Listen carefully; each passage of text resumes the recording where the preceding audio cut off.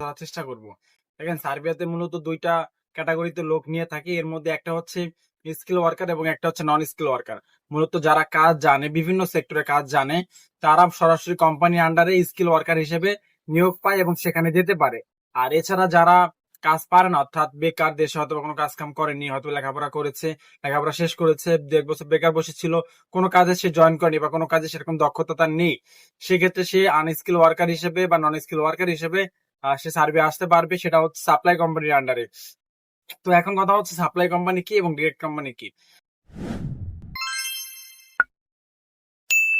আপনি যদি supply company আন্ডারে আসেন, সেক্ষেত্রে আপনার কোনো কাজ না জানলেও হবে। আপনি জাস্ট একটা কোম্পানির সাথে বা একটা হচ্ছে এজেন্সির সাথে ডিল করবেন, সেই এজেন্সি একটা সাপ্লাই কোম্পানি আন্ডারে আপনাকে সার্ভে পাঠিয়ে দিবে এবং সেটা খুবই দ্রুত সময়ের মধ্যে আপনি যেতে পারবেন। তো এখন হয়তো বা এটা শুনে আপনি মনে করবেন তাহলে তো সাপ্লাই কোম্পানি আমার জন্য বেস্ট হবে, কারণ আমি কাজ জানা লাগবে না, আমার হচ্ছে এর পাশাপাশি আমার হচ্ছে খুব দ্রুত সময় ভিসা হবে। তবে আমি বলবো সেটা আপনার জন্য বেস্ট হবে না।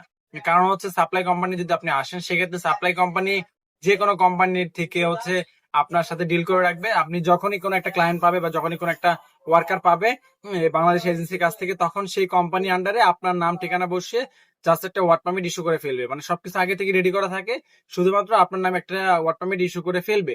তার পরবর্তীতে দেখা যাবে সেই সাপ্লাই কোম্পানি আপনাকে ভিসা রেডি করে আপনাকে সার্বিয়া নিয়ে যাবে খুব দ্রুত। তাদের তাদের কাজটাই হচ্ছে লোক নেওয়া। তো সেক্ষেত্রে নিয়ে যাবে, নিয়ে যাওয়ার পরে আপনাকে সেই সাপ্লাই কোম্পানি অন্য যে কোনো কোম্পানির সাথে ডিল করে আপনাকে তারা বিক্রি করে দিবে। অর্থাৎ আপনাকে তারা হচ্ছে সার্বিয়া আনার পরে একটা নির্দিষ্ট অ্যামাউন্ট তারা অন্য কোনো কোম্পানি থেকে নিবে। সাপোজ মনে করেন যে একটা রেস্টুরেন্টের মালিকের একটা শ্রমিক দরকার, সেই রেস্টুরেন্টের মালিকের কাছে আপনাকে তারা বিক্রি করে দিবে। যেমন সাপোজ আপনার আপনাকে দেওয়ার বিনিময়ে তারা বাংলা টাকায় মনে করেন যে হচ্ছে, যদি ইউরোর ক্ষেত্রে বলি ৪০০-৫০০ ইউরো তারা বা ১,০০০ ইউরো তারা পেমেন্ট নিবে। হ্যাঁ, তার বিনিময়ে সেই মালিককে আপনাকে দিবে। তো তখন হচ্ছে আপনি সেই মালিকের আন্ডারে কাজ করবেন। বিক্রি করা মানে যে ওরকম না, আপনাকে জাস্ট তাদের আন্ডারে দিয়ে দিবে। এখন সেখানে আপনি কাজ করবেন, আপনার হচ্ছে যে নলস্তা, সরি হচ্ছে আপনার যে ওয়ার্ক পারমিট সেটাকে তারা নিয়ে, সেটা হচ্ছে আপনাকে তারা নতুন ওয়ার্ক পারমিটের মাধ্যমে আপনার হচ্ছে টিআর করে দেবে, অর্থাৎ টেম্পোরারি রেসিডেন্সিপ করে দিবে। হ্যাঁ, তো সেখানে আপনি হচ্ছে তাদের মাধ্যমে আপনি ডকুমেন্ট বানাতে পারবেন, পরবর্তীতে থাকতে পারবেন। তবে এই ক্ষেত্রে দেখা যায় কি, সাপ্লাই কোম্পানি যে সকল কোম্পানির কাছে বিক্রি করে, সেই সকল কোম্পানি অতটা ভালো না বা তাদের বেতন ভাতা সুযোগ সুবিধা অতটা ভালো থাকে না। সেক্ষেত্রে এমন হতে পারে আপনার যদি কপাল খারাপ থাকে, সেই কোম্পানি আপনার থেকে ৩ মাস ৪ মাস ফ্রিতে কাজ করাচ্ছে, কিন্তু ২ মাস ৩ মাস পার হয়ে যাওয়ার পর আপনাকে কোনো বেতন দিচ্ছে না। ৩ মাস পর যে দেখা গেল ১ মাসে বেতন দিয়েছে। তারপর দেখা যায় ৬ মাস যাওয়ার পর আপনি ২ মাসে বেতন পেয়েছেন। এভাবে অনেক সমস্যার সম্মুখীন আপনাকে হতে হবে, কারণ সেগুলো তো ভালো কোম্পানি না।